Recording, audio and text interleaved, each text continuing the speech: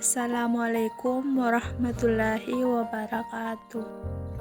Bismillahirrahmanirrahim. Perkenalkan, nama saya Selinda dengan NIM 1904010031.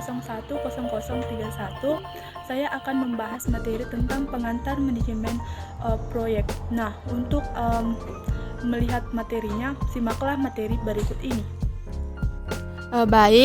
Di sini saya akan menjelaskan tentang pengantar manajemen proyek. Nah, terlebih dahulu kita akan menjelaskan tentang apa sih definisi manajemen proyek itu.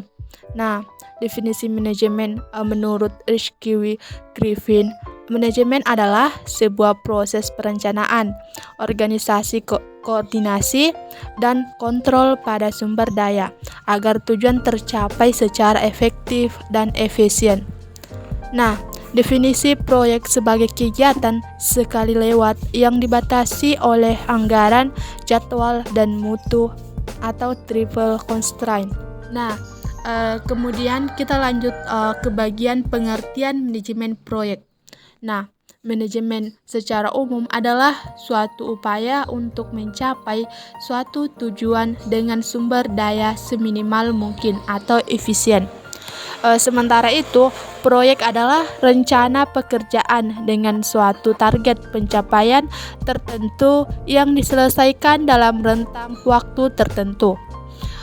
Jadi secara kolektif, manajemen proyek adalah suatu pendekatan metode untuk mengelola suatu proyek dengan efektif dan efisien. Nah, kemudian kita lanjut ke contoh manajemen proyek. Nah, contoh manajemen proyek di sini ada 4. Yang pertama yaitu proyek konstruksi. Contohnya adalah pembangunan gedung, jalan raya, jalan tol, jembatan, pabrik, jalur transportasi, dan fasilitas publik. Nah, contoh yang kedua adalah proyek manufaktur. Contohnya adalah kegiatan menciptakan sebuah produk atau jasa baru yang dimulai dari tahap perancangan hingga produksi. Yang ketiga adalah proyek penelitian. Contohnya adalah kegiatan pengembangan atau perbaikan suatu produk atau jasa agar kualitasnya meningkat. Dan yang keempat adalah proyek padat modal. Contohnya adalah kegiatan pengadaan atau pembelian suatu produk atau jasa, pembebasan tanah. Nah, kemudian kita lanjut ke tujuan manajemen proyek. Manajemen proyek di sini memiliki 4 tujuan. Yang pertama yaitu menyelesaikan tepat waktu. Nah, pada manajemen waktu ditentukan lini masa yang berisi kapan suatu kegiatan harus dimulai dan kapan harus selesai. Kemudian yang kedua yaitu menjaga anggaran. Nah, anggaran merupakan salah satu aspek yang dikaji dalam manajemen ini. Kemudian yang ketiga yaitu menjaga kualitas. Nah, sebagaimana telah disinggung pada poin sebelumnya, kriteria proyek yang ditentukan di awal harus tercapai. Artinya, manajemen proyek juga membuat standar kualitas dari suatu proyek sehingga ia tidak dikerjakan secara seenaknya saja. Kemudian yang keempat yaitu melancarkan proyek. Pada akhirnya, proyek yang ideal adalah proyek yang selesai sesuai dengan perencanaan awal, baik dari segi waktu, anggaran, maupun kualitas. Kemudian kita lanjut ke pengorganisasian manajemen proyek. Nah, organisasi proyek adalah suatu pengelolaan struktur organisasi yang didasarkan pada proyek. Dalam suatu organisasi proyek ini, seorang koordinator proyek memiliki otoritas dan tanggung jawab penuh.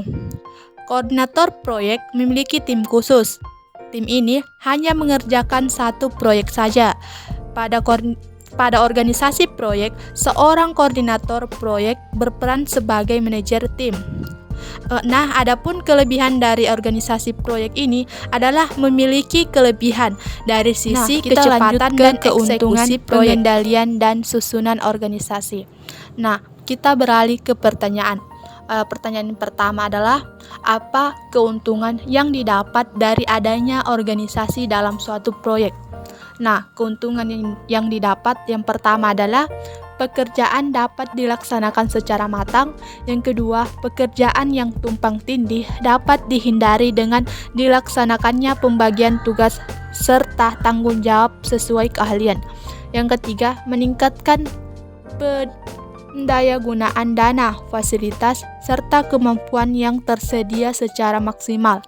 Kemudian yang pertanyaan yang kedua adalah, apa saja susunan organisasi pelaksanaan proyek? Adapun susunan organisasi pelaksanaan proyek, yang pertama adalah struktur organisasi pemberi tugas atau owner, yang kedua penggunaan anggaran, yang ketiga pemegang kas, dan yang keempat pembukuan, yang kelima juru bayar, yang keenam pengawas lapangan, dan yang ketujuh laboratory technician. Kemudian kita beralih ke pertanyaan yang ketiga, apa pengendalian proyek itu? Nah, pengendalian proyek adalah suatu sistem untuk mengawasi pelaksanaan proyek agar pihak-pihak yang terlibat dalam proyek dapat berfungsi dan bekerja secara optimal, efisiensi, waktu, dan tenaga kerja. Pengendalian proyek tidak hanya dilakukan pada satu aspek saja, melainkan pada semua aspek yang mempengaruhi jalannya pembangunan.